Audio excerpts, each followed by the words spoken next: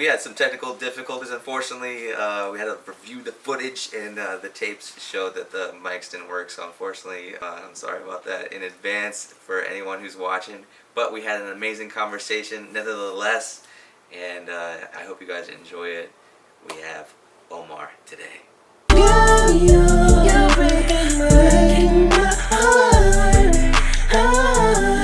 Can't you see that I'm crying every day without you? You always have to adapt to the different styles of how the music industry going. Just like how artists from back in the day, like you can tell all the artists, you can tell who adapts and who keeps up with the times by just how long their career is, like the longevity.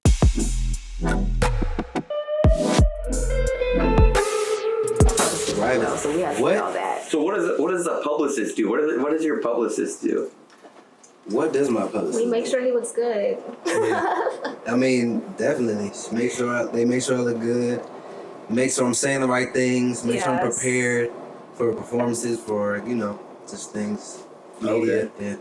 So you, how do you usually perform? I mean, prepare for performances. Rehearsal. So I like to rehearse the music a lot. Things I might want to do on the stage, off the stage. Just how I just prepare.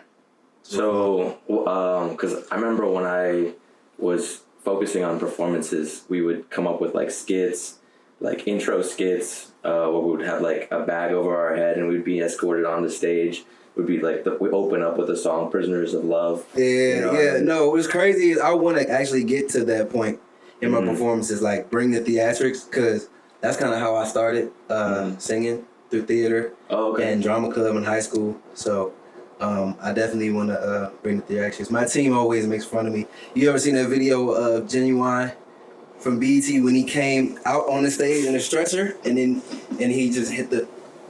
Oh, he did? Yeah. I want to do something like that. They clown me all the time about that, but hey, I think it's funny. Honestly, I think it's entertaining. And it set an imprint in you, like you're thinking about it too. So you definitely want to make like a memorable moment for people, because this is like their time. They might not see you twice. Yeah, this could be like the only time they see and then you. if that's the only time they see you, you gotta make sure they come out of that performance saying, "Yo, I gotta see more. I gotta know more. I want more from that artist." It's almost like you're expressing your personality in so many different ways on stage. Oh yeah, you're definitely. Giving them an experience that they're like, man, I got to know this person, and like it's life changing, because it's like they related. Because music is like it's like a message. It's like two souls communicate. Yeah. So it's kind of like if your message is so strong and you can move someone with that. They'll remember that and how you made them feel. Yeah. They don't even know you, but like through the music. Yeah, I have to start learning how to do that. Like, putting two and two together. Like, showing the people who you are. Like with my music, and not just being there just so you can sing or you can do this, so you can just do it. Just make it more relatable and connect more with people. Right. Yeah, so how do you make it? Yeah. How do you show your personality on stage? I mean, it depends, honestly. Like, I like to dance for sure. I like to get crowd reactions. I might go up to somebody, start singing. I might do some crazy stuff. Like, serenade. You know what I'm saying? That's how I got my start, just serenading, like in high school. So I just keep doing it. You know what I'm saying? So just to bring that element. Because a lot of people just, which is fine, like, can just sit there and sing and just sing their ass off. But I like to add a little bit more to my performances, Yeah. Right. So we got a special guest today. We have, thank you guys for joining. This is the Producer Pod. My name is Raivis Ordway. And today we have a awesome singer, R&B vocalist with us today. He's been in the game for a bit. His name is Omar. Yes, sir. And, Omar Vacel. What's your stage name? Where's the camera? Where am I looking? Okay, there. Okay. What's your stage name? Omar Vacel. Omar Vacel. Yeah, Vacel. Yeah. Is that your full name, or is that just that's my name? So that's my stage name, but it's my middle name. So Vacel is my middle name. So I just dropped my last name, Omar Vacel. Spell it a little bit differently. Yeah. Oh, I see. Because I think coming up with the name is sometimes the hardest thing, because you don't know if you want to reinvent yourself. I had so many names like before I actually got this name. Well, I wouldn't say so many names. Okay, so like, before I would just go by, like in high school, my friends used to call me O Breezy. because that's how I got my start. I sung like Chris Brown, Okay. Take You Down for my first ever talent show.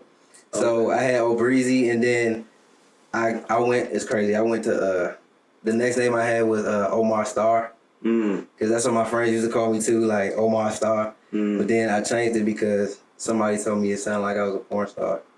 Okay. Omar Star. Yeah.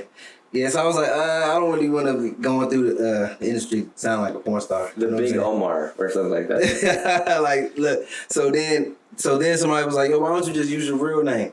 So I was like, okay, but I didn't, so my middle name is longer than what I use it. So I was like, that kind of looks too crazy. So I kind of like condensed it and spelled it differently and just kept it that way. Oh, okay, that's what's up.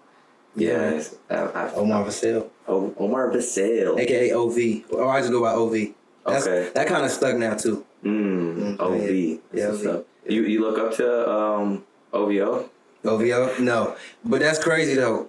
Another reason, I was going to change my name because a lot of people were saying like, yo, don't you think it might get mixed up with OVO and Drake? And I was like, yeah, but still, it's kind of like unique to me still. OV, 2 syllables. I mean, 2 letters, and you know what I'm saying? It's just my name, OV. So how long have you been in the game? So I would say, damn, how long have I been in the game? I've probably been in the game almost like 10 years, I feel like. Hey. How old? So But 30. Okay. 31. I'm Good tripping. age. I'm 31. I just turned Congrats, 31 on man. Monday, yeah. Oh, yeah? 31. That's Yeah, I'm awesome. tripping. I turned 31. But, bro, I've probably been in the game probably like 10 years, honestly. Like, but you know, on and off. Because, you know, I ain't never had a consistent run yet. It's been on and off due to, like, you know, life and just other things. But I started in 2016. Okay. Taking it serious. And I put out my first EP called Oasis on SoundCloud. Yeah. Nice. How what went into that? Because that was like your first project you That was my released. first project, yeah. So did you think like this was like, you know, I'm gonna let everyone know who I am, or was it more of like I'm just gonna have fun with it? Yeah, I think it was like, I'm just going to have fun with it. Because first it was just me, a collective of songs that I just had.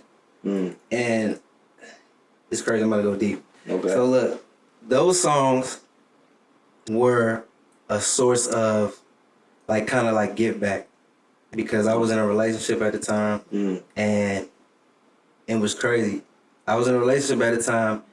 And the girl that I was with said, yo, you can sing, but can you write your own music? Like, you wouldn't be a real artist if you don't write your own music. And I was like, do you not hear me? That. I felt that. So I was like, damn, she's right. So I went in and I just started making certain songs, making music. And then I started letting people listen to it. And then a lot of people was like, yo, why don't you put this stuff out? And I was like, okay. So then I was like, yeah, I'm going to just put it together in a project, call it Oasis, because of my name, Omar. Just called it Oasis. And that's how I got my start, man. Okay. First project on SoundCloud. It's still there, too. Okay, so you're gonna check that out. Yeah. Do you ever do like any performances? Like, I feel like the car performances are underrated. Car performances? Like, you know, going like being in a, like when you're like a high school kid and then you just go to the parking lot and then you just stand on the car and just start performing. Yeah, nah, that wasn't gonna be me. I was very nervous. I had the biggest stage fright. Like before all this. Like how you see me now, I wasn't like this before. Like I could only sing to myself and in the shower. Like that's the only place I would sing. So the first thing that I started doing was starting to put Facebook videos, singing on Facebook. Back when Facebook was hot, I would do like covers on Facebook, and then people started noticing in high school, and then he was like, "Aren't you the boy that be singing on Facebook?"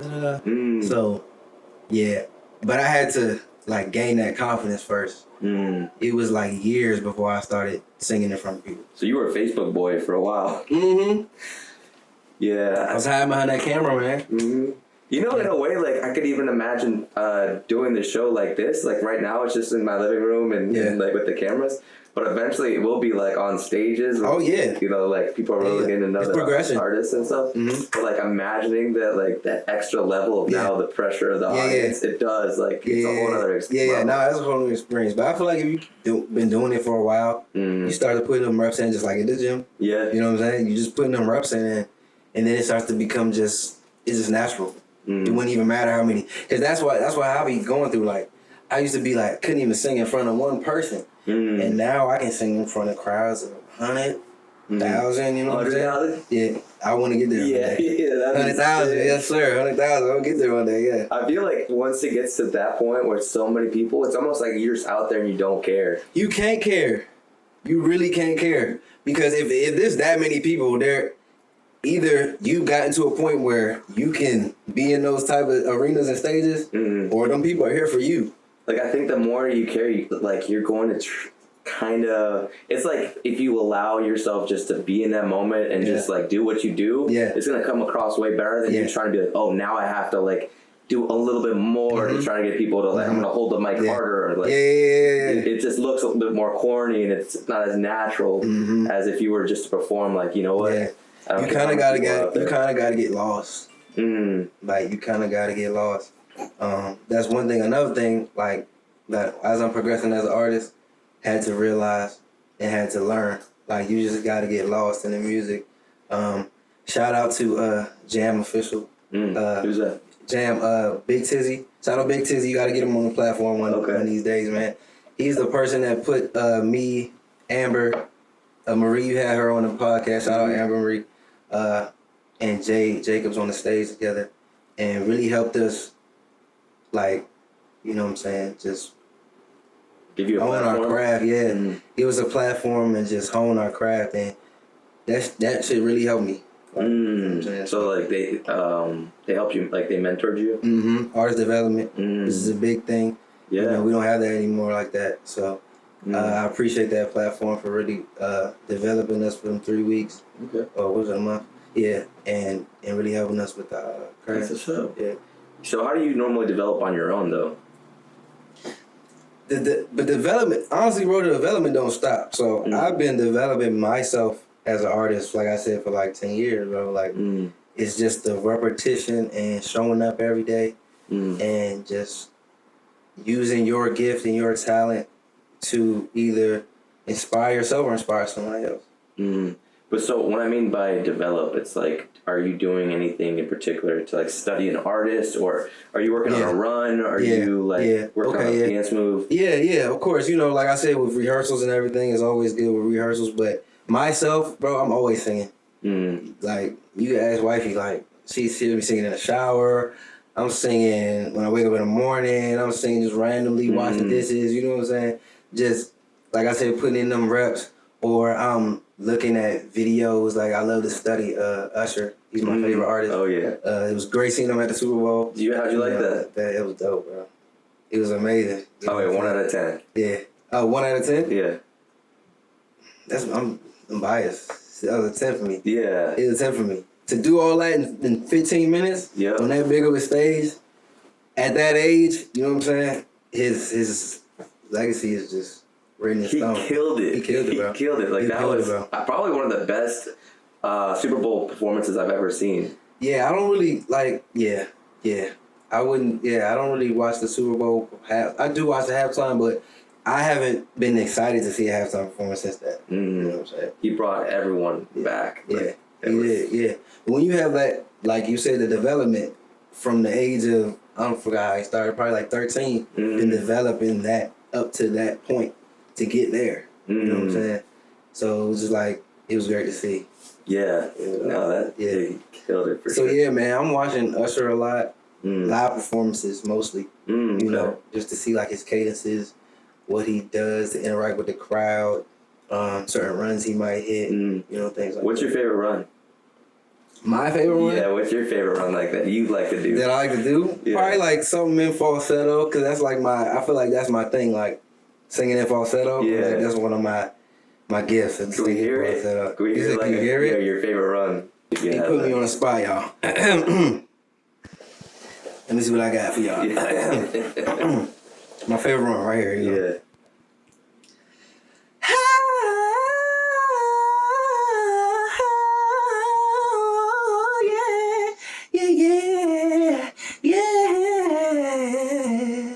Hey, okay, that sounds like Usher definitely has an Usher. Yeah, that is Usher. That is Usher. That is Usher. Shout out Usher, but yeah, anything in falsetto, if I can run in falsetto, that's like my favorite go-to run to do. You know what I'm saying? That's cool. Yeah. So Usher's one of your main influences. Yeah. Usher, yeah. Neo? Oh yeah, Neo's a GOAT. I like Neo because of his songwriting ability though. I tried to network with Neo one time. I saw him in person. Yeah, for real? He was in DC. He was at this club. What was the club called? It's on U Street. No, at Adams Morgan. Adams Morgan. What's in Adams Morgan? Oh man. Air? What is it? Air? Oh, maybe it was Air. It was Air. Yeah. Hey, shout out to Air because Air has all the great artists. They be bringing in all the great artists. Yeah. Me and the team was just at Air. Where were we at? Last week. Seeing Jacquees. Shout out to Abdul. You know, the owner of the club. He always shows us a good time over there. Yeah. Shout out Air, man. Yeah. Air is sick. Air is lit. But I was like the only white guy there though.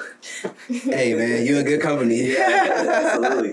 But You it in was good funny company. because Neil pointed me out in the crowd and he was like, he did. Hey, he saluted you? Yeah, so That's dope. I was thinking, do I play it cool or do I like, hey, I produce music, like let's network or something, like try to like take advantage of the fact he has my attention. Yeah. Or just be like, chill, like, hey, what's up? Or hey, I make music. Yeah. Hey, you know what's funny?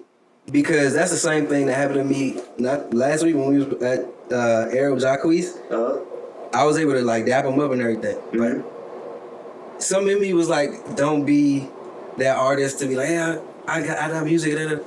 It's more like, what's up? I see you. I know I'm gonna see you again. Yeah. Type thing. You know what I'm saying? You hope you do. Yeah. The thing is, though, that they'll recognize you once you're on their level. Oh yeah. So that's another thing. It's like they're paying attention. People, you know, they want to see what the new artist out there is, what they sound like, and if you start to really make some waves, they're going to find you. Oh yeah. And so that's what the cool part of networking is. Like, you think you got to be always on the cause. It's also on the like them finding you is actually going to become a better relationship than you trying to prove yourself to them. For sure. So yeah. Is he like one of your number one like collabs or like? Oh, Neo. Collab? Well, I wouldn't say number one, like, but you would collab with him. Oh, I would definitely collab with him. Yeah, because we would make some really cool like R&B EDM. Oh yeah, that would be really sick. Because he does. EDM. I bet you he could do something kind of like what Usher is doing. Oh yeah, like that house. He's like big in house pop. Yeah. So I that's what I was trying to get, but it was just so many girls around him. And then I'm just trying to like. You're not gonna be seen. You're not gonna be seen. Yeah, I tried to set it up. I had a wig and some fake tits. No, but I did try to get like before because I knew that he was about to leave and like in order to leave Air, you gotta go by the bathroom. So I was like trying to go to the bathroom, and then the security like cleared everything. Yeah. And I was like, hey, you know, I've worked with Taylor Swift. Like, I would love to just get his email. Like, is that cool? No, man, you gotta leave. I'm like, I was just trying anything to like, just put my foot to the door, but. Wow, bro, you just name dropped Taylor Swift just now, and just went over it like it was nothing. Hold on. You worked with Taylor Swift? Yeah, like 4 years ago. Damn, how did that? With her vocal. On her official remix. What song? Yeah, Willow. Okay, I gotta check that out. Yeah, it's called Willow 90s trend. How did that happen? Someone reached out to me who they ended up scamming me, and they're the one that took. Don't you hate the scams? Well, they love us independent artists. Just scam the hell out of us. Yeah. Thing is though, like it still happened. Like the remix got placed, and then it also got released. But the scam was that he took credit for it.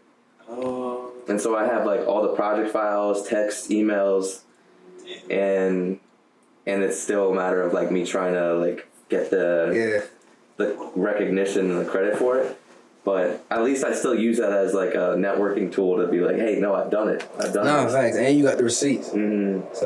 So it's my like quick like just try to like if you need a name drop like you say something like that, they're like wait what? No, that's right. They like oh for real it's like you gotta say like who. Like, what are you gonna say? I've been singing for a while. Like, you want to say something? You want to say something hard? Nah, they try to tell us Swift, you gotta be getting in the door. Yeah, that's fire. So that's fire. Yeah, that's still it's a work in progress. I gotta get the right lawyer and stuff for that. Maybe they'll find it. Maybe they'll be reach out and they'll be interested. Maybe you'll see her again. You never know. I never saw her. It was they just sent me the vocal. We'll work with her. And then I made this song, and then she ended up releasing it. Nah, that's really cool. That's the Yeah. Technically, he did work with youth. Yeah, exactly. Like That's either what I'm way, saying. yeah. That's fire. Yeah. So, do you have any collabs that you're really proud of working with? Like so far? Yeah, like who or do you want to work? Like who do you want to work with? / or if you work with anyone that is like notable, you're like, oh man, that was sick. I worked with that person. I do have like in the industry or like you talking about like major? I mean, it could be just like major. Yeah, in the industry. Or like you clean their windows or something. Yeah, shoot. musically. Yeah, I definitely would love to work with Usher one day. You know what I'm saying? Usher. Bro, it's like a lot of artists. Like I'm like it's like too many artists that I would like to work with. Like there's Ty Dolla $ign, there's Eric Bellinger, there's Neo, there's Pharrell, Neptunes. Like it's a list. It's a list. I kind of like want to just. I want to chase my dream, but it's like I still want those like big placements. You know what I'm saying? Yeah. Because I think the longer you're in the game, and 10 years is a while, it's like your motivations change. Like in the beginning, it was like to be seen or heard, to have a really big record or something like that. But then you realize it's more of like a long-term thing of like developing your sound and your art, your craft. Yeah, I definitely had to learn that. How I thought I was gonna make it in my career before, and how I am now is totally two different people. You know what I'm saying? When I first started, I wanted to be this like Chris Brown, Trey Songz sex symbol. You know what I'm saying, and have all the girls and you know what I'm saying, and do all that. But now, which is crazy, I was talking to my wife about it. Like I have a different purpose, but the dream is still the same. You know, like now I'm a father, a husband, and it's just like my perspective of making it has changed. But I know I'm gonna make it though. You know what I'm saying? And just like it's just I'm not gonna be that artist that I thought I was. That I thought I was gonna be making it. You know? Right. Yeah. Interesting. So like what? Besides like now having to be like an influence, like a good influence. Like, does that influence your music? Like, the fact that you are a father, does it change the way, like, how you would sing about, like, what you would sing about? What do I think about? Yeah. I wouldn't say it was changed the way of how I sing things, but definitely my content as far as, like, what I'm talking about in my music changed a little bit. You know, I still want to keep my identity, or I feel like the artist that I am. I want to keep that, but definitely it changes how people view me, like what I push out and what I want to be perceived as. Yeah. But well, how? So you said that you're because have you heard After Midnight Volume 2, the project I just released? I did listen to a lot of your stuff. Yeah. So I just released a project After Midnight Volume 2. It's kind of like the music that I do in the sense of, you know, sensual, you know, very vibey music, but I'm still a dad. You know what I'm saying? I still it kind of doesn't matter that I'm a dad. Like, you know what I'm saying? Like just the way our mood changes, but the music is still the same. You know? Has being a father hit you yet? Man, because it's just recently that you had your kid. Yeah, 10 months ago. And my daughter, Zania. Her name's Zania. Okay, nice. Yeah, my baby. But what was the question again? Yeah, has it hit you? Like, has it hit me? Being a father has it hit me. Because is there like a mental shift or whatever? It's just now it's like I mean, extra responsibility. You don't even remember. No. Yeah. That the responsibility definitely is there. Now I know I got somebody that that's dependent on me, so that definitely helps with like the music or changes the dynamic of why I do music now. Before it was like just for me, but now it's for my family, for my daughter, for my wife. You know, and yeah, man, it hasn't hit me, but just looking at her, it's just crazy. She looks so much like her mother, you know. But I know it's a part of me. Like I made you, like you know. So I had a part of making you. You know what I'm saying? That's beautiful. Like, yeah, it's crazy. Are you gonna like try to push your way of life on her, or are you gonna try to let her figure it out for herself? Wait, like as an artist, like being an artist? Or even like like getting her into singing, or like she kind of sings now, which is crazy. She be like copying me every time I'm singing to her and all that. Really? Yeah. But I'm gonna let her make her own decisions. You know what I'm saying? She's smart already. You can tell. You know what I'm saying? So whatever she wants to do, of course, she might be influenced just because it's her dad, and you know, she is a kind of like a part of the lifestyle because I bring her with sometimes the video shoots, the photo shoots, performances. Well, not performances yet, but I bring her in the studio with me. You know what I'm saying? So yeah, and then I also made a song. I don't know if you heard it, called "Daddy's Little Angel." Daddy's Angel. It's a song to her from me. Had my wife in the video when she was pregnant and all that. Oh, okay. And, so I wanted to like give my daughter something to like let her know that her dad loves her. So I made a song called Daddy's Angel. That's awesome. Yeah. I like the fact that you're using like real life events to represent your music too. Like you making that part of the music video, so people get to know you a little bit more. That's a new thing that I'm doing as well. Like I said, going back to me being more relatable in my music and more transparent. That's what I'm. You think that's important? Like for sure. For sure. Because you don't want to be surface level. That's another thing that I'm working on as an artist. Like I said, the development doesn't stop. Being more transparent and, you know, trying to relay a message to people that they feel. It's really like capturing like lightning in a bottle. That moment of like being vulnerable and then just it coming out from a natural place. Yeah. Then you trying to create something that's like synthetic. It's different for producers. So I'm thinking synthetically a lot. Yeah. You know, but I'm also thinking about what's the energy in the room telling me. Yeah. And then trying to feed off of that and how I would like direct someone with their singing or like what we're gonna even be talking about for the song or like the arrangement. So so you don't just only just make the music, you like almost like executive producer. Yeah. I like to be part of like every part of the record. Process. That's dope. Yeah, I like when producers are like that. It gives I always say, like, you know what I'm saying, two heads are better than one. Like, I'm not that artist that's gonna be like, oh, okay, no, this song is just mine. Or, you know what I'm saying? Like, so what do you think is the best album of all time?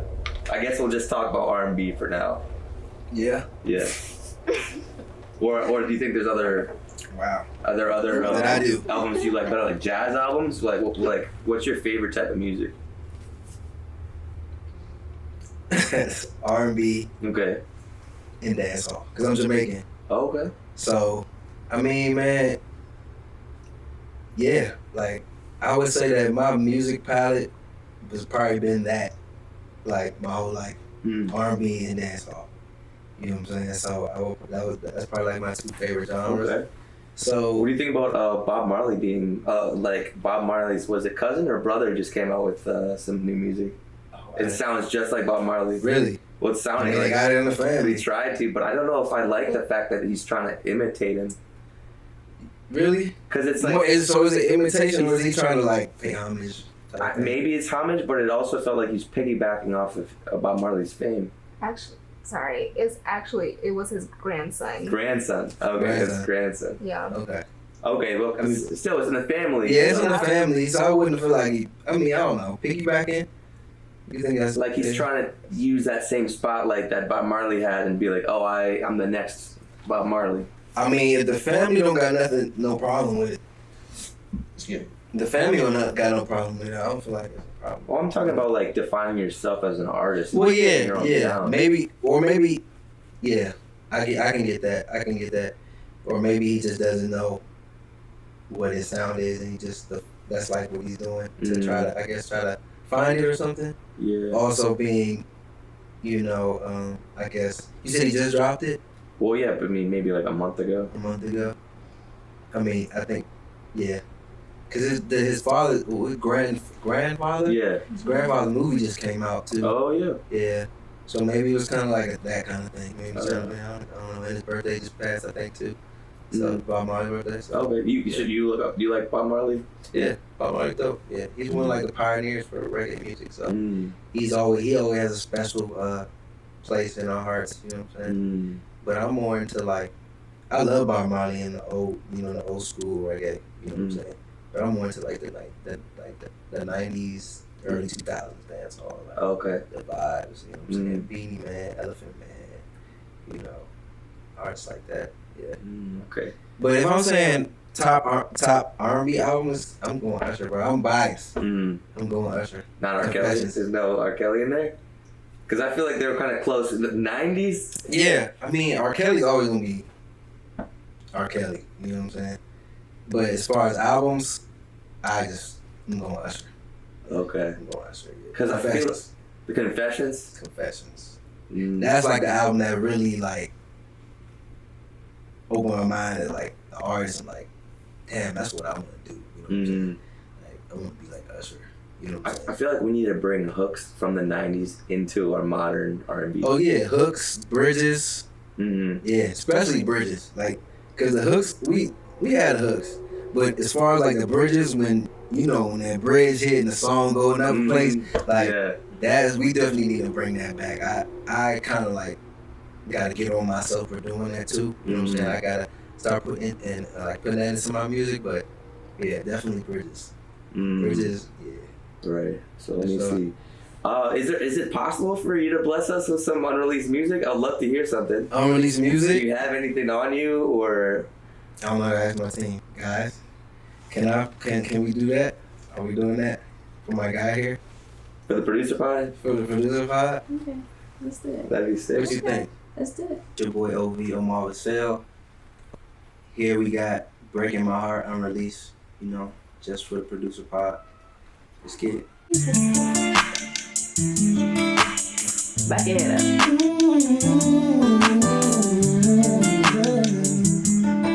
Yeah. OB. I love you more than life itself. You got me living so dangerously. Wishing I could free myself. You got another thing coming if you think you're leaving me. What about your times when you said that you love me? Yeah. And what about the nights you left me and been lonely? Yeah. You're breaking my heart, girl. You're breaking my heart. Can't you see that I'm crying every day without you? Feeling like I'm dying. You're breaking my heart. Every time you text, so you feel like first time. Staring in your eyes, feel like first night. I put all my trust in you, but you play me like a fool. You play me like a damn fool. You got me smoking, driving, drinking, overthinking all because of you. You're breaking my heart. You're breaking my heart. Can't you see that I'm crying? Can't you see every day without you feels like I'm dying? You're breaking my heart. I don't know why. You know what I'm saying?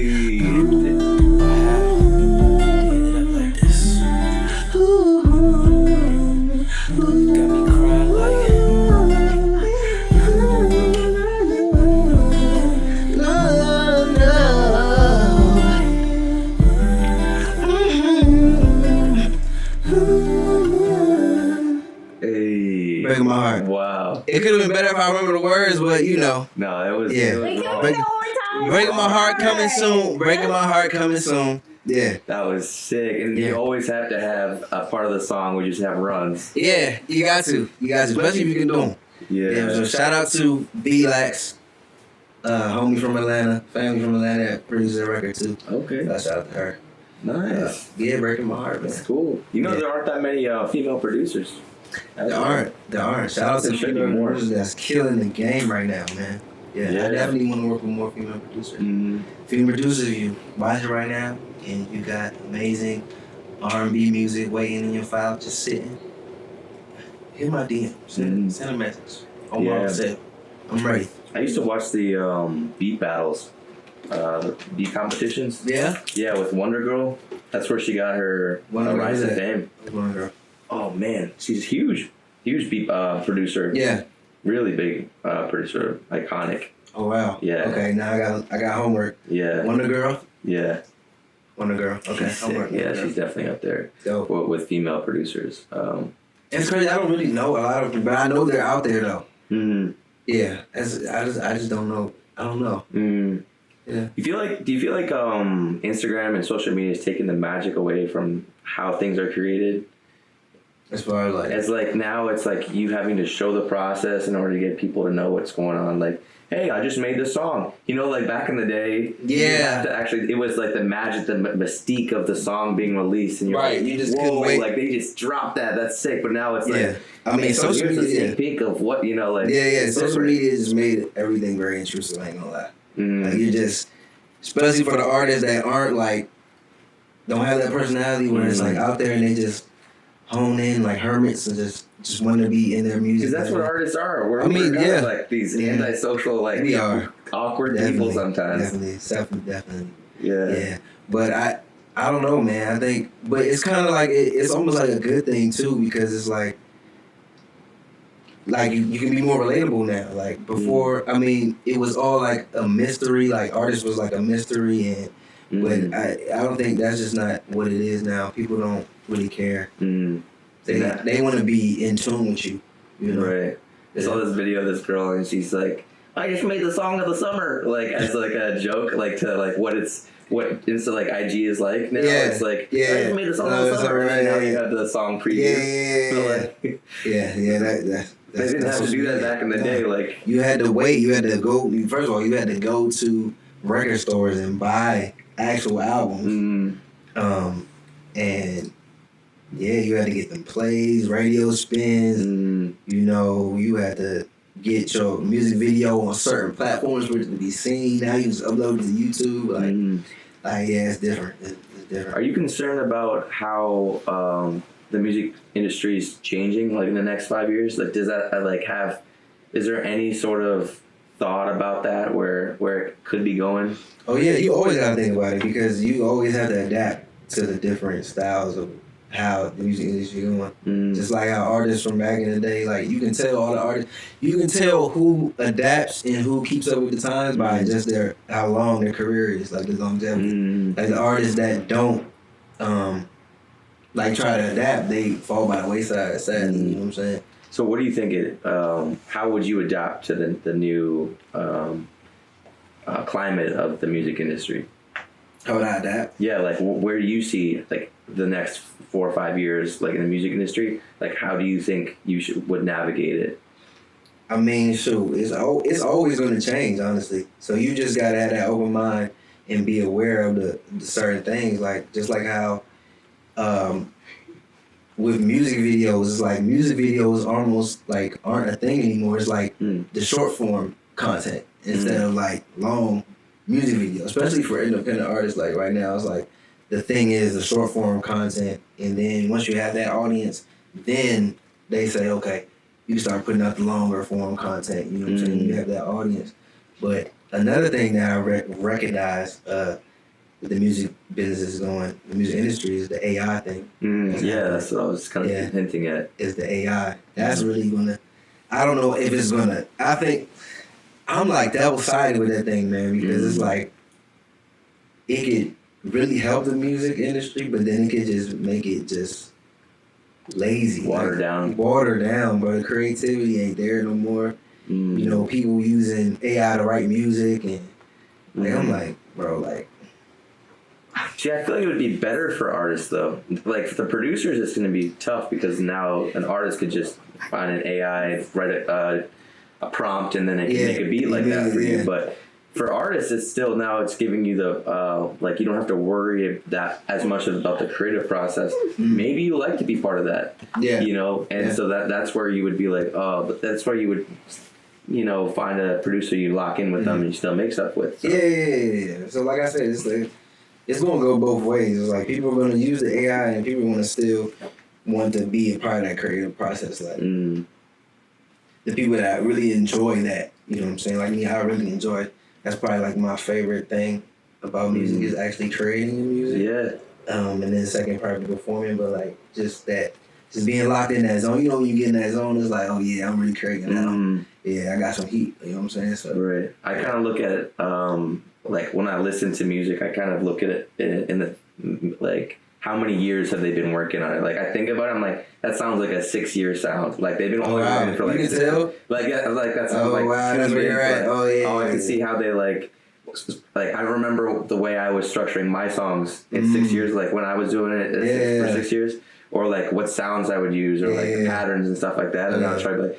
So I think AI right now, at least the AI that I found, was in that 6 years to 7 years. Yeah. Like it's good, but it's like 6 years good. Yeah. Like if you've been in the game for 6 years, you're making music like that. You still make hits. Yeah, for sure. Music, but it still is like, it doesn't have that like special secret sauce that like producers, you know, 10 years plus, 8 years have. Yeah. So I don't think there's still we still got an edge on AI. I think.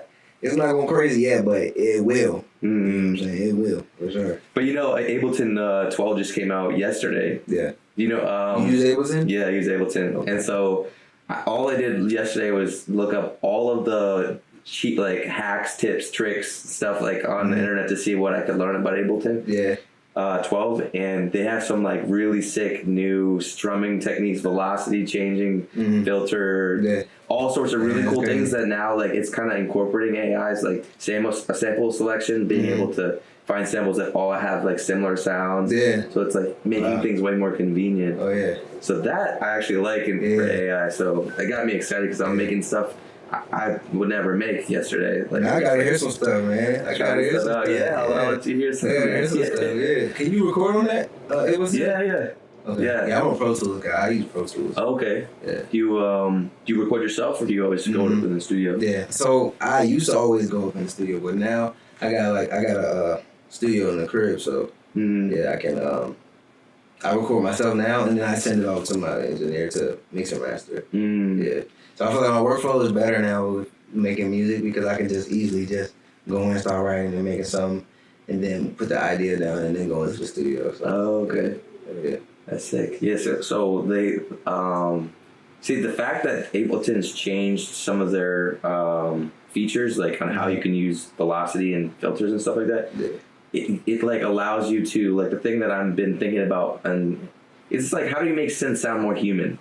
Like synths, synths. Okay, yeah. Like how do you make them sound more human? Because it's like very processed sound, fuzzy sometimes, whatever.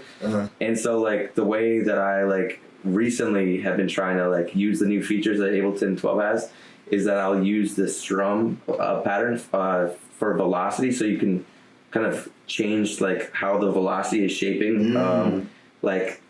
When a note is being hit, if you just play the same note, you can kind of like create a wave of it, and then you can route a filter to it so that it opens up as the velocity gets louder, and then it'll dampen as the velocity gets lower. So it has that human aspect of like if you were to hit a drum and then make it louder and louder, it's like but doing that with synths and sounds to make it sound more lifelike.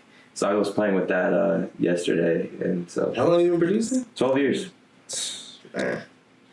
I know you ever go back to your old work and then like listen to it. The thing is, I'm like, damn, I made this. This is sick. It's like your thoughts change. Like how you even like your creative process changes, and you're like, let me go back to like what I was doing before. Like, that was sick. Dope. Yeah, that's cool.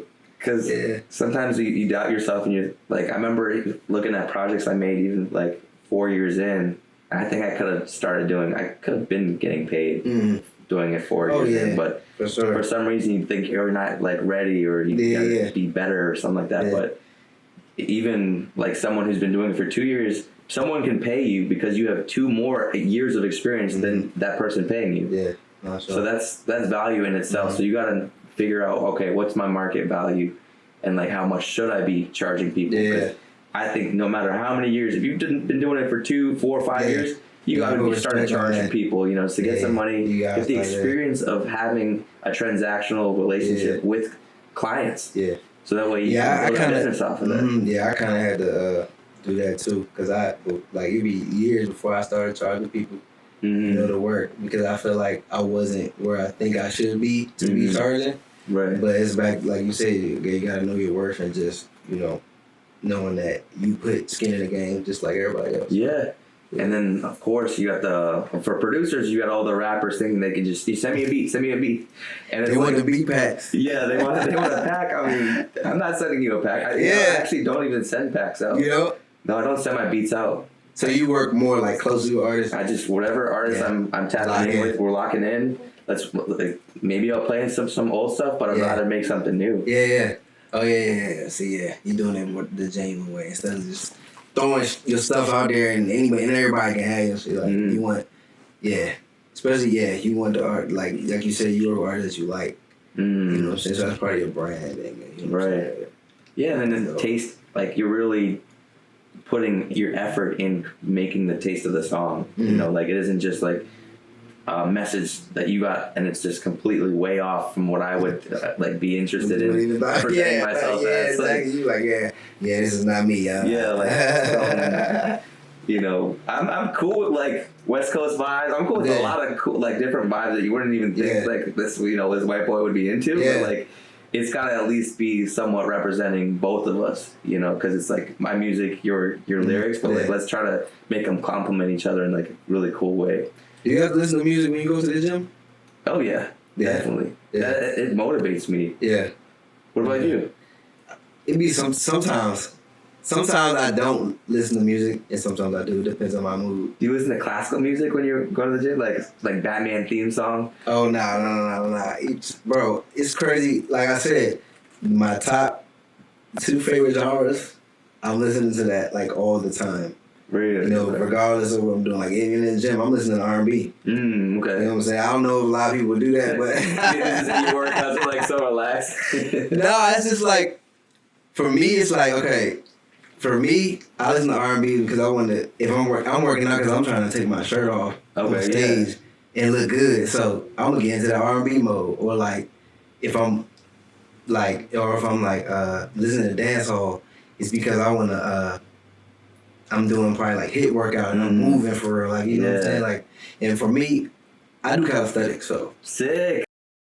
Manipulating the body, self-defense. Yeah. Absolutely. It's actually one of my passions. Martial arts and strengthening your mind, your body, and just kind of putting yourself in an advantageous position. Like, no matter where you go, like if you can travel, you at least know how to protect yourself. If you're in an argument, you know how to control your emotions. You know, like half the battle is controlling yourself. So then you figure out the rest by what environments you allow yourself to be in, who you surround yourself with, and then you become the person you want to become, rather than what the environment kind of pushes on you, because that's what a lot of people are, just in the effect of the environment instead of in the cause. So at least that's kind of how I try to like be ahead of it, instead of, I mean, you're always gonna get caught in it in some way, but at least being more in control of yourself and your energy and stuff like that. Man, I definitely need some lessons, bro. Are you into self-development or anything like that? Like, what are you doing? Like, are you into meditating? Any sports, like spiritual practices? Yeah, I'm into meditation. I gotta get back like better with it, but usually I use the gym as my meditation, or like, you know what I'm saying, if I want to get away or just focus my mind on something, I always like, that's like my known when I go to the gym. What do you find strength in? Like sadness? Do you find, like, what motivates you? Is it this to go to the gym? Well, like, what type of, because you said you listen to R&B, so I'm thinking maybe he listens to sad R&B music because he's like, man, that's gonna make me so much stronger. Your tears, like your muscles get bigger with your tears. It's more just like I listen to just the R&B music that I like. I don't have like like a type of R&B music that just motivates me, you know. Like especially not in the gym. It's just like I got my playlist, favorite songs. I'm about to do. It's just, I'm having fun basically. I'm either having fun or like I said, that's another thing when I said I either go with music or not. When I don't go with music, that's like I'm in a therapy session at that point. Oh, okay, because you're just you in the mirror. Me in the mirror. I'm focused on this set. I'm focused on whatever the thing that's bothering me. I really put that energy that I'm feeling into the workout. You know what I'm saying? I get all the energy, all the frustration, all the whatever is bothering me. I put it in the energy of the workout. Yeah, the tension that's built up. Yeah. That's what I do. That's what I love about working out, honestly. Yeah, man. Like, it's definitely helped me, bro. Like mentally, like I went on, like when I started working out, it was like I went on a whole journey. I went on a spiritual journey, workout journey. Like, yeah, man. Because when I first started working out, I was like in a very depressed state. How many years ago was that? We in 2024, so probably about like 4 years ago. Okay, during COVID? Yeah, during COVID. I started in 2020. Yeah, so like I was like in a very depressed state. Like my eating habits wasn't good. Drinking all the time. You know what I'm saying? Wasn't working out. And yeah, so it really just, it focused me. What clicked? My energy. What made you shift from being like in such a downward spiral to like, you know, I'm gonna make a difference, I'm gonna change my habits? I wanted better for myself. Like I was looking at a lot of motivational videos and just like reading books like Think and Grow Rich, and more into like really getting into self-development, and that was one of the top things that men that are like trying to get to that top percentile were doing, is they working out. Okay. Yeah. If you really look at it, like those men that are like, they got their mind straight, focused on whatever their purpose is, they're working out as well. You know what I'm saying? Yeah, that's like it go hand in hand. Yeah, I think that like it sharpens your mental fortitude and creates disciplinary, for sure, regimented routine, and it's also just like being able to check in with your body. Like, how am I doing? Like, how can I? Like, how strong am I? Like, what can I do? And then watching your body change is like, is like, it just boosts your confidence as well. Yeah.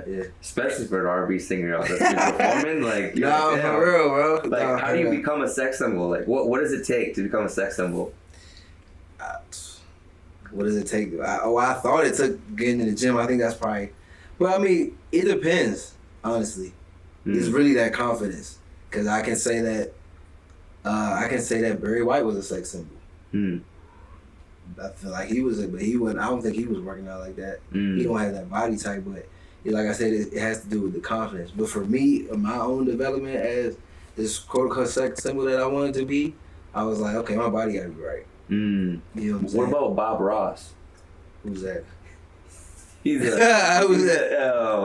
He used to be a drill sergeant, turned into a painter.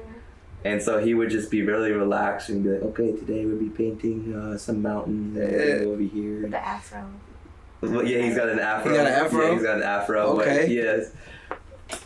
Okay, Bob Ross. He wasn't a drill sergeant yelling at people, and then now, I mean, he passed, but he made these he made these videos where he would just be really relaxed and calm, telling people how to paint, and what we're going to work on today is over here, and we're going to do a slight little thing over here. It's very relaxing to watch him. It's honestly therapeutic. Just that's kind of crazy. Bob Ross videos. But I gotta look that up. How do you go from yelling at somebody and then going to just? But you know what? Maybe that's why, because you've had so much of that intense energy that you need the polar opposite to balance you. You out. You know? He probably was going through his like spiritual journey. It's kind of crazy that we only know these mainstream artists from just like one aspect. I bet you they have so many more layers to them that they could be doing some like Ludacris is probably a kung fu master or something like that. Like we don't even know. Yeah, I mean, but that goes back to social media. Now you can show it. Like before, like you said, it was a mystery. We only know this artist for them being this famous artist, always on tour, always doing shows, always in music videos, fame, but we don't know what they, you know what I'm saying? What they're doing. What they're going through, or they do this on the side, that on the side. But now social media has it to where we can show all aspects of our life as artists now. You know? What's like a hot take you have? Like, do you have any hot takes? Or like a perspective you have on the world that you don't think other people have? That I don't think other people have. Or that you think people should have? Or you're like, you know what, this is actually, I really like this. Maybe that it's not that they should have it, or is that you just have it? Like a hot take. Like, that's a good question. Avocado ice cream is the best ice cream ever. Oh, okay. So something like that. It could be like that, or it could be something deep like neon pink is actually a very annoying color. Damn. Or you shouldn't go 50-50 in a relationship. Oh yeah, exactly. You shouldn't go 50-50 in a relationship. You shouldn't go 50-50. Yeah. Oh wow. What do you think? Definitely. Do you think it should be 50-50 or? I mean, it's never 50-50. I heard Michelle Obama say that in relationships. It's never 50-50. Never. It's gonna always change. You know what I'm saying? One partner is gonna be doing more than another. You know what I'm saying? In every season, in different seasons. You know what I'm saying? With relationships, and that's how the I think going in to a relationship, you should never have that mindset, but it should be 50-50. What do you think about what Shaq said? Is like he never. What do you say? He's never like vulnerable with women, like because they'll use it against them. That man Shaq been hurt. Yeah. That's what it sounds like. Yeah, that's what her men say, man. Like, yeah, the vulnerability. That's how you get the best out of women. When you're vulnerable with them. You know what I'm saying? They can feel you, and you know what I'm saying. Y'all just intertwine that way. Like, it's better to be vulnerable with women than not. I guess like I said, he's probably been hurt, and like he said, they'll use it against you. So somebody probably used something he said or try to be vulnerable. So like, yeah. But it just depends on the women you deal with too. Yeah. You know but like what about sharing like weaknesses with a woman? You can't share your weaknesses with all women. It gotta be the right one. Like that's just. But will she still like look at you as a powerful guy? My wife does. Yeah, that's beautiful. She knows all my weaknesses. You know what I'm saying? But then that's my wife. You know? Being able to embrace it. I just like to see how other people's relationships are. What's the longest you've been in one? 5 years. 5? Yeah. Yeah, I've only been like probably 3 years is my longest. Oh, really? Yeah. And you married them? Huh? And you married them? No. It didn't get that far. So I was talking to my wife the other day. Well, not the other day, but I told her before, like, yo, like with our marriage, we're coming up on 3 years. So it's like I'm kind of like scared. Oh no. Yeah, because I don't know what a relationship past 3 years looks like. What the road ahead looks like. Yeah, so because my longest has been 3 years. You know, so. But the fact that you guys are married is a whole different. Yeah, it's a whole different thing. Yeah, it's a whole different thing.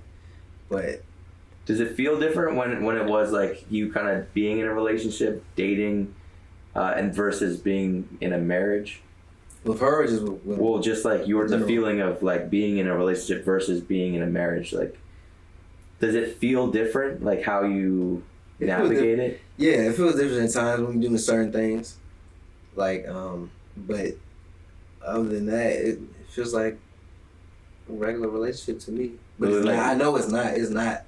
Like I said, like she has my last name.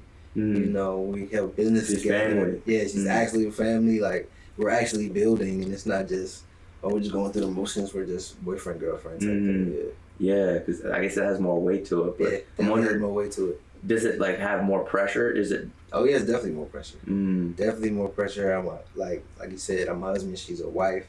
We're in this thing for real. We said vows. Yeah. We have a covenant with God now. You know what I'm saying? It's not just like I said, a regular relationship, even though it feels less like, because my wife is my homie, she's my friend too. So like, you know, like it's different. Yeah. Interesting. Would you ever get married? Yeah, I really want to. You do. But at the same time, I'm in a pretty selfish place in my life right now, where I gotta focus on myself and like getting all the things I want done with the podcast, with my music. Yeah. So you don't think you'd be able to do that with her? It's hard to, because if you're like you invest so much energy with someone else that it can take a lot of energy away from keeping your energy focused on what you need to do, because it's like then you have to deal with someone who's also trying to take up your time. And I'm like, I'm like dating around, but it isn't like I'm seeing how things form naturally. Yeah. But for right now, it's been more of like my intention is seeing what I can do right now to further things in my career. No, I get that. And then maybe if something develops over time that I could see something long term with, then I like will have that. But having it so set in stone, this is what I want, is just like you're leading to failure. You have just high hopes and expectations for things. At least for me, like I always try to manage those and just try to like look at things like a clean slate every day. Like what's gonna happen today? Like let's see, instead of me trying to like force something how I think it should be, because you don't realize that person that could be actually right for you is next to you, and then it's like, oh, this is how we were working, but we didn't realize that because I was so narrow-minded in my way I thought it needed it to be. Yeah. So. Yeah. I get that. You're in a point in your life where you feel like you're in a selfish point. Well, I mean, like I want kids. You want to focus on yourself and your purpose type thing, right? Mm-hmm. Yeah. But like I want kids, but I also don't want to be a dad who's like I can't live my dream because I have to take care of these kids. So I always have that fear of like, oh, if I do have kids, then how am I going to go on tour? Am I going to be a dad that's going to be there for my kids? Like, at least that's my thinking, Like, I mean, that's a very logical way to think about it. For me, I feel like it was crazy when I met my wife. I was in that same place that you're in. You know what I'm saying? We got together, and it was just like it just worked so perfectly. You know what I'm saying? I'm still able to pursue my career with a wife and a kid. You know what I'm saying? We work together. We have a business. So I guess it just depends on the situation. Like me and my wife click instantly. Like I feel like she's my twin flame. Like we do everything together. So, and also like with my daughter, she's with me along the ride too. So I just really feel like it just depends on the person you with.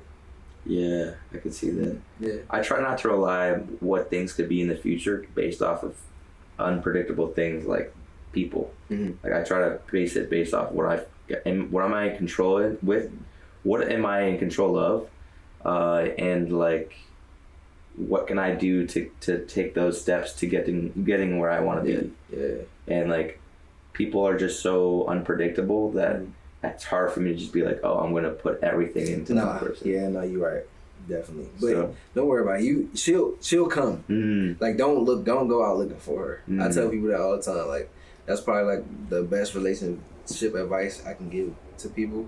Like guys, like don't, because a lot of times we go looking for the love or the girl. Like oh, I want this type of girl, I want that type of girl. Like you should just focus on you, like you said, like you're doing what you're supposed to do. Focus on your purpose, and then she'll come. I swear she'll come to you. And you wouldn't, and it wouldn't be even a second thought. Yeah, because it would feel natural too. It's natural. You know what I'm saying? You won't feel like, oh, I'm giving all my attention to you, so I can't focus on what I got going on. You know what I'm saying? You want somebody that you like if you know somebody, if you got a girl, right, and then you're doing your podcast thing, and she's helping you. You know she's giving you ideas. She's pouring into you. It's not just like she's just taking your time type thing. So, yeah, I see what you're saying, because then it becomes like a collaborative thing. Yeah, it becomes a collaborative thing, and then it just becomes easy. It's like, so it's about finding that energy that can align with you. And the thing is, though, I'm on the other side of things where I'm always trying to manifest and facilitate those relationships. Yeah, because I think that like being on the cause is better than the reaction. And so like you always want ahead of the game, like in the sense of like knowing what you want and then being able to be like, okay, let me see who you are, rather than like let you experience me. You know, so I always want to be kind of like testing things out. Yeah. I'm always just trying to see what people are made of, and then how it can, if we see something that can work together. Yeah. So. Wow. Yeah. But anyway, this is an amazing therapy session. Nah, dude, this don't turn smooth to a therapy session. No, but you know what? Like, it's real though, and that's what life is all about. Like these vulnerable moments. Yeah, man. I really appreciate you being on the show. No, I appreciate you for reaching out, man. Thank you. Yeah, this is dope. Yeah, I definitely gotta hear that music too, man. We'll play some. We'll play some too. I just released a remix actually on SoundCloud. Raivis Ordway. That's my name. So let's go check that out on SoundCloud. It's a remix, baby. Like I do remix. Yeah. R&B singer actually. R&B turned EDM. So I gotta hear that. You gotta hear that one. I gotta hear that. Because it's crazy. I feel like that's another thing like I wanna try to get into, like or just be a part of, like that R&B EDM, because I remember we was at you know what Legacy DC is? No, I haven't. Okay, they had an event, Music Vitamins event there, and one of the panelists was saying, because we had a question of like, how do I get R&B into like the clubs?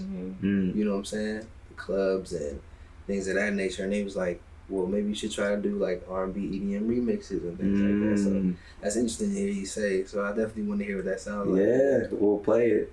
But where can people find you, and what do you have going on next? Yeah, man, you can find me everywhere at Omar Vacel on all social media platforms, all streaming platforms. Omar Vacel. Still promoting After Midnight Volume 2, man. It's out. Go stream that on all your favorite platforms. Got new music coming. Got shows coming. New visuals coming. We just continue to grind, man. Exciting. Yeah. Cool. Any collab with Shaq? Collab with Shaq? Yeah. Oh yeah, I would definitely collab with Shaq. Hey Shaq, if you seeing this, I emailed that email.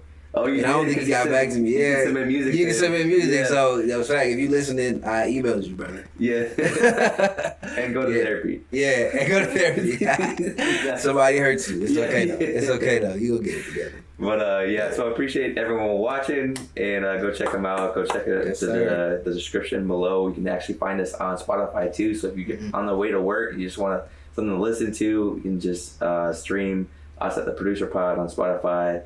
And lots to come. Yes, sir. We're gonna be doing some showcases pretty soon. Bringing all the talent out there. Oh yeah, set me up. Set me up. I'd love for you to be throw that alley-oop. I'm there. Yeah, so that'll be it. And thank you guys for watching. I'll catch you guys next time. Out.